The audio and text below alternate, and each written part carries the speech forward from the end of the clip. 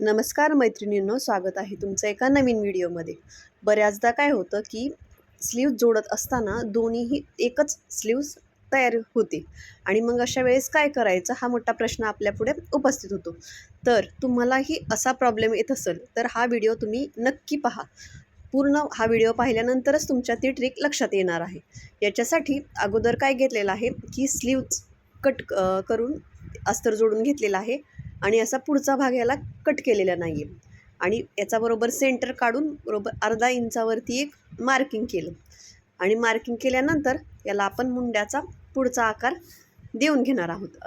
अशा पद्धतीनं आपण मार्किंग केलं आणि आता आपण हा पुढचा आकार देऊन घेणार आहोत. अशा पद्धतीनं मी पुढचा आकार हा या बाईला दिलेला आहे. आता काय करायचं आहे की आपल्याला कटिंग करायचे. तर कटिंग करताना एक गोष्ट लक्षात ठेवायची आहे की एक बाही सरळ ठेवायची आणि एक बाही उलटी ठेवायची, म्हणजेच दोन्ही साईडच्या दोन स्लीव्ज आपल्याला यामधनं मिळणार आहेत. आता तुम्ही पाहू शकता व्हिडिओमध्ये मी खाली एक सरळ स्लीव्ज ठेवलेली आहे आणि वरती उलटी ठेवलेली आहे आणि त्याचा जो आकार आपण दिला होता तो आपण असा पद्धतीनं कट करून घेतला. या आपल्या आता बाही आपली कधीच चुकणार नाही आणि तुम्हीही नक्की ही ट्रिक फॉलो करा.